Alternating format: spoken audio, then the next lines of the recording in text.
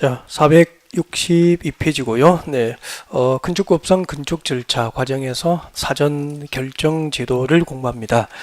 3번의 건축 관련 입지 규모의 사전 결정을 크게 동그라미를 해둘까요? 네 글자를 사전 결정. 눈에 확 들어오게 만들어 버리시고, 그래 두고 앞을 봅니다. 앞을 보면은 사전 결정 제도를 설명을 좀 드리고 그 다음에 교재에서 체크를 하도록 그렇게 합니다. 그래서 필기 없이 그냥 앞을 보시면 돼요.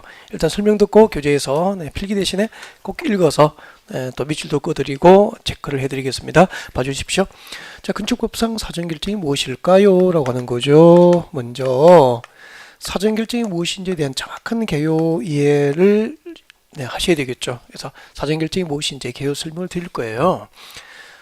책 보지 않고 사전 결정이 뭐죠라고 물으면은 좀 말할 수 있을 정도까지 개념을 명확하게 이해를 좀 하셨으면 좋겠습니다. 사전 결정이 무엇일까요?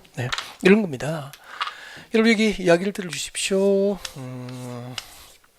여기가 강원도 평창군이에요. 강원도 평창군에서 건축법상 건축허가를 누가 하죠? 평창군수가 허가하죠. 그죠? 특시, 특도, 시장, 군수, 구청장이 원칙적으로 건축법상 허가권자이기 때문에 평창군수가 허가권을 갖고 있죠. 여기는 전답, 가송동, 농지고요. 그리고 여기 이제 사나리 마을이 있습니다. 마을이 있고요. 그리고 여기는 하천이에요.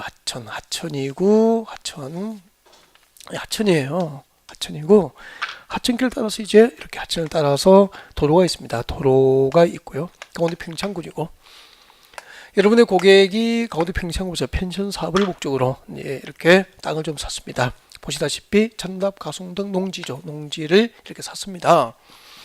5억 주고 샀죠.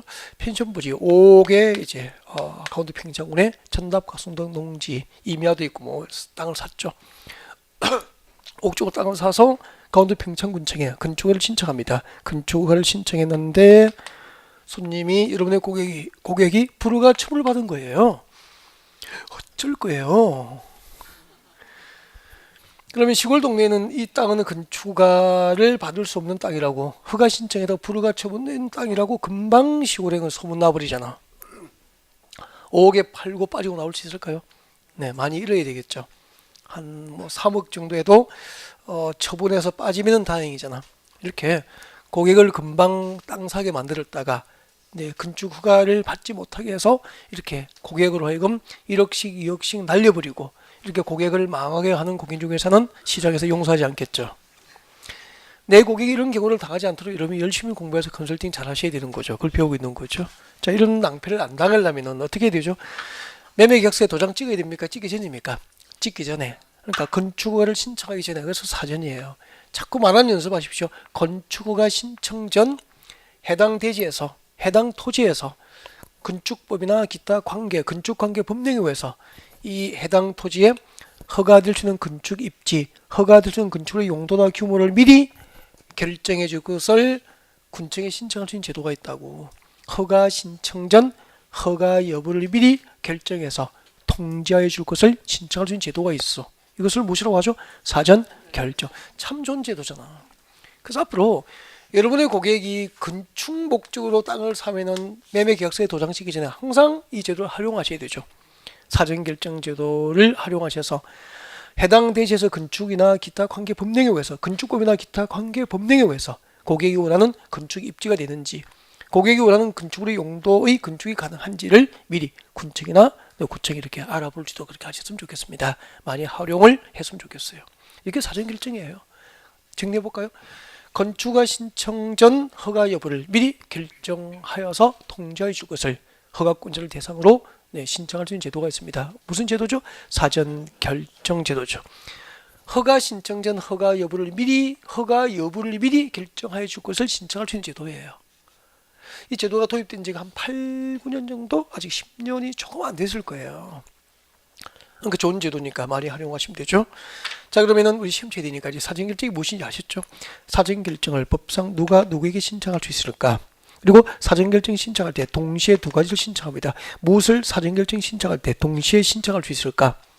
그리고 사전결정 통지를 받으면 네 가지 법적으로 네 가지 허가 등이 있어서 의제가 됩니다. 어떤 사항이 허가가 있어서 의제될까? 의제 사항.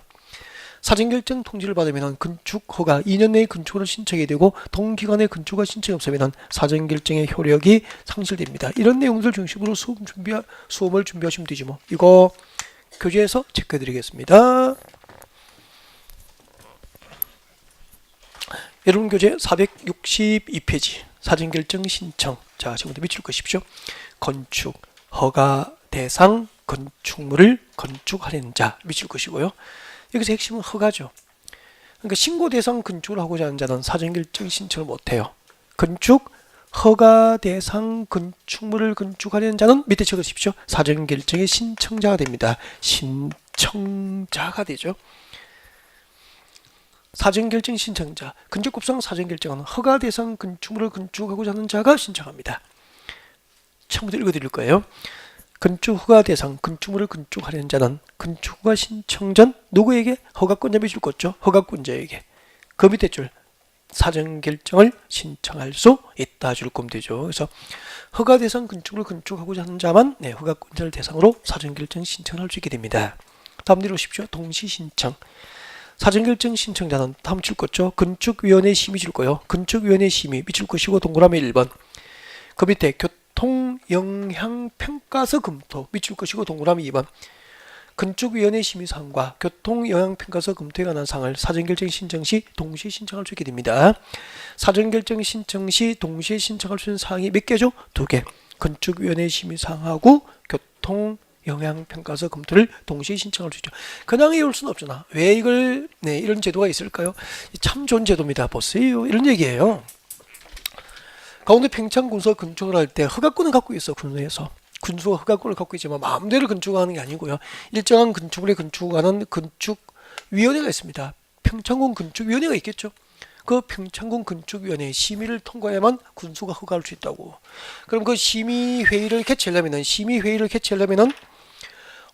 심의위원들 회의 통보도 해야 되고 날짜 잡아서 맞죠? 네, 심의위원들 참석해야 되고 또 심의를 해야 될 것이고 통과해야 되잖아. 그러면은 이 처리 기간이 2주면은 2주 정도 또 시간을 필요로 할 수 있는 거잖아. 그리고 이런 백화점이 하나 허가되면은 그 지역의 교통량은 폭발적으로 증가할 수밖에 없죠. CL 기간이나 주말 되면은. 그죠? 그럼 도로가 교통량을 수용할 수 있는지 교통영향평가 필요하잖아. 그 교통영향평가를 구청에서 합니까? 전문기관에 의뢰합니까? 전문기관에 의뢰를 해야 되는 거죠. 그래서 의뢰를 하고 그 교통영향평가 검토를 마칠 때까지 그 기간이 수개월 걸린대. 그러니까 백화점 같은 대규모 건축물은 이런 건축심의 통과해야 되죠. 교통영향평가해야 되죠. 이런 그 행정적인 절차를 밟고 전문기관에 의뢰를 하고 통지받고 하는데 수개월이 걸리기 때문에 6개월, 8개월, 1년 걸릴 수 있는 거잖아. 근데 사전결정 신청할 때 허가권자에게 미리 건축위원회 심의사항하고 교통영향평가서 검토를 해달라고 미리 신청하면은 허가 신청 전에 군청 허가권자가 준비를 해둘 거 아니에요. 건축심의도 미리 해보고 교통영향평가도 미리 해볼 수 있는 거잖아. 그러면은 나중에 본 허가 신청 시 허가 처리 기간이 길어집니까? 짧아집니까?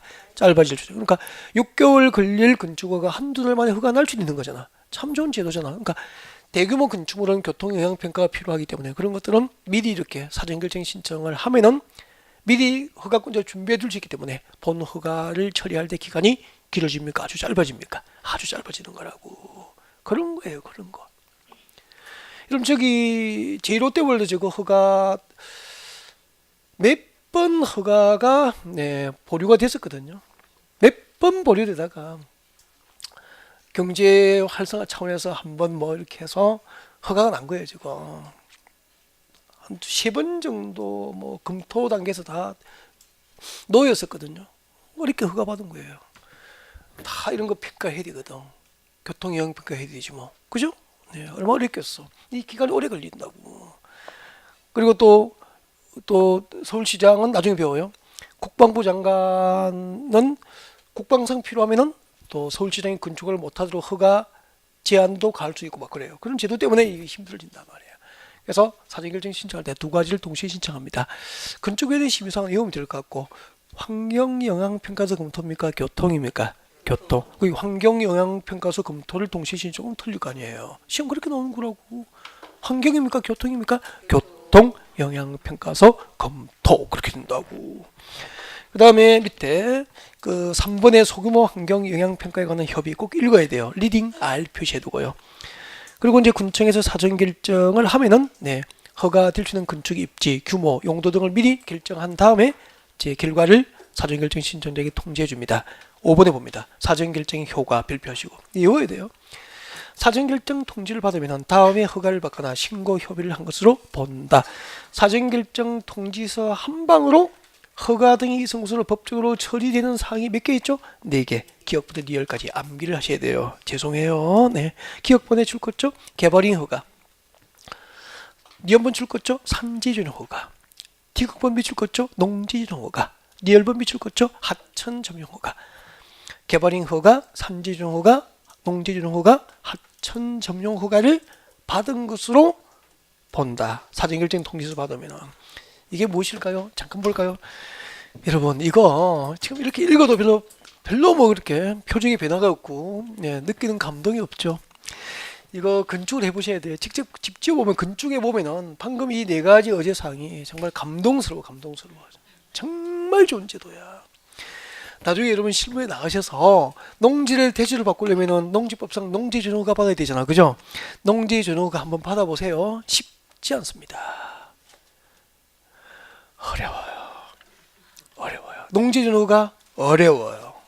농지를 대지를 바꾸어 허가 받아보세요.